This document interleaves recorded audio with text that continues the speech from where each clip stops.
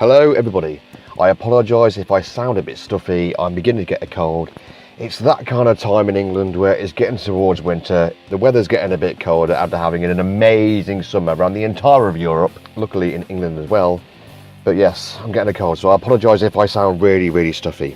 Today I am doing a quick preview of 21 Pilots' new album, Trench. The first song, Jumpsuit, has a fantastic bass line hook. They're really soft and delicate in ways where, like, if you close your eyes and you just listen to the song itself, you can hear the little tidbits in the background where you can just imagine yourself in a cave, in the little darkened depths, water dripping down and everything. It's really quite cool. The song has so many moving parts, if you just put headphones on, that you will give this song justice. From the electronic beats and the samples and the piano part, should I say. The electric samples especially are what make this atmospheric for this track. It's just simple organisation, and with the bass and the drums, and the rest of the composition just makes the track what it is. Levitate has a really cool hip-hop groove fest. My head's kind of bobbing away straight away. I love the flute in this as well, this is really quite nice. It's like a traditional rap / hip-hop lyrically, but put together musically with the electric side of like music and samples. It's kind of hard to explain without actually kind of listening to it. You kind of have to listen to it to kind of make more sense of it. It's something that I don't hear that often anyway, and it's quite nice and fresh to hear the hip-hop rap bit in a kind of different setting musically anyway, should I say. Pilots are showing that with these first two tracks, they're so multi-genre artists anyway, and they want to experiment with anything and merge their styles with different styles anyway, and just branch out a little bit, but still keeping their own essence. I like that kind of thing in an artist and a group, and just experiment with what you don't necessarily know, push your limits, and see what you can produce. Morph. I can't even really describe the beginning of this song. To start with, I thought like a child's kind of toy, where it started and it's a bit like, ding, ding, ding. Not in a terrible way, it's just that's what my head heard. In some parts of their rapping, I hear tiny bits of Eminem, only in parts.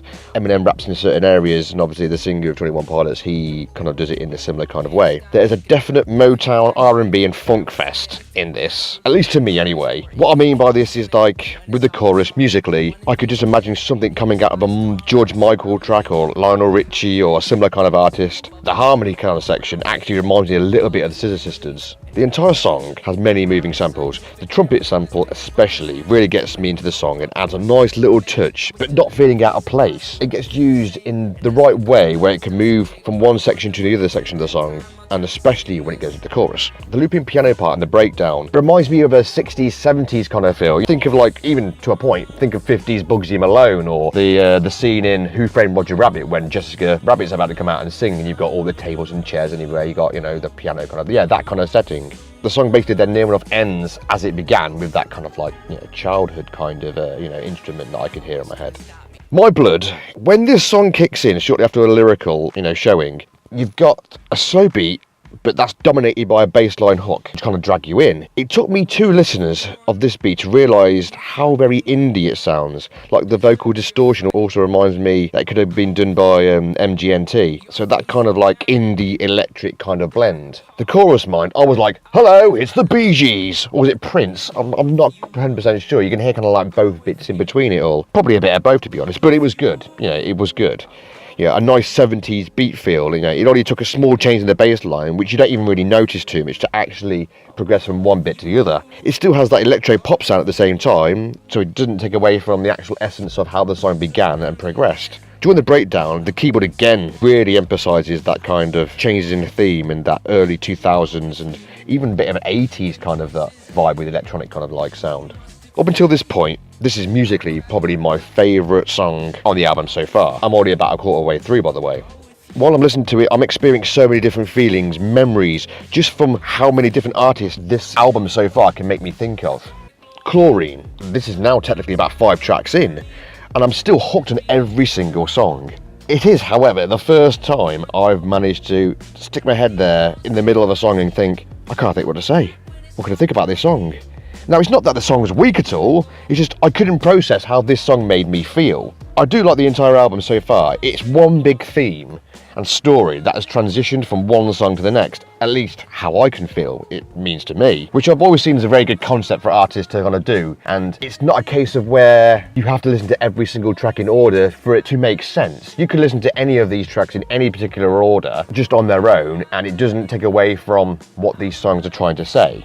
This song goes past the conventional kind of verse, chorus, break, verse, chorus, and mixes it up, which is nice and fresh to hear. The song, for me, how I perceive it as being, is like a story of taking a drug. From each part of the song, you are going through the process and journey this drug takes you, from the highs to the lows to the calm downs.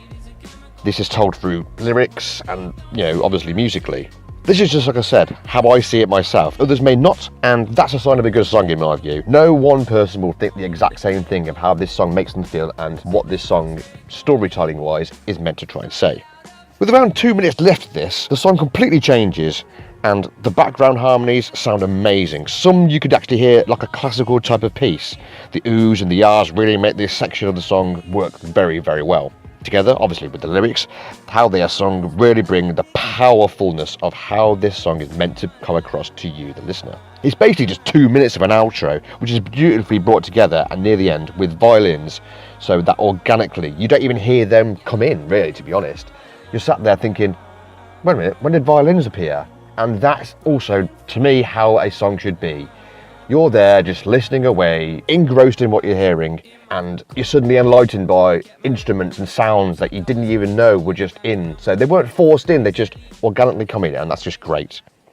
But there you go, that's just my little preview of this album and its first few tracks. As always, it's a long process to get through the entire album and try and break down them from track to track and give my thoughts and views on every single one. I hope you all appreciate that. This is sadly my lack of time to get every song done. It also means I'm unable to upload these in different kind of reviews as I like to see them as, where I try to analyse songs as best I can. I just can't do it because life gets in the way and it takes so much time, and it's, I wish that I could do this much more often, because I see reviews and it's just, here's a short review about this album. This album sucks. This album was good. This song was good. That song was bad.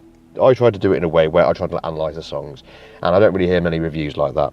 I would say overall that definitely give this album a listen. The musical production is really high, to the lyric tones and how well they are sung and with meaning. You are invested in every single track because you see that the artists are also invested in what they have created. Each song will make you feel a mixture of emotions and give unique reactions to the person listening. You can listen to this album today and then listen to it tomorrow and feel completely differently depending on how you yourself are feeling that day. The songs are that in depth and they give you a different reaction depending on your mood at the time, which I think is fantastic. I have listened to this album already twice today, and every single song I have gone through the mood of how I am today. Those songs have then progressed within me in different kind of ways. Love it. Also, just as a side note at the end, I love the ukulele in The Hype. Parts of that song remind me of like indie Britpop Stone Roses as well. Listen to it, you'll hopefully get it. Anyway, that's my short review done. Hope you will enjoy it. I want to keep making more of these. I want to do it more. It's, as I said, it's just the time and the effort and the length. I can't get enough time. If I could do it, then great, but I'll try my best. Anyway, peace out, and I will see you guys in the next one. Take care. Bye-bye.